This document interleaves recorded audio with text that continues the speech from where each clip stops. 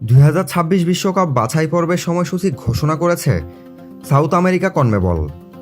Argentina 2023 সালে 6টি বিশ্বকাপ বাছাই পর্বের ম্যাচ খেলবে, কারণ কনমেবল প্রতিটি দলের জন্য সম্পূর্ণ পিকচার তালিকা প্রকাশ করেছে। সেপ্টেম্বরে 2টি, অক্টোবরে 2টি এবং নভেম্বরে 2টি ম্যাচ খেলবে বর্তমান বিশ্বকাপ চ্যাম্পিয়নরা। বলিভিয়ার বিপক্ষে খেলার আগে ঘরের মাঠে ইকুয়েডরের বিপক্ষে শুরু করবে লিওনেল স্কালোনির দল 2026 বিশ্বকাপ বাছাই পর্ব।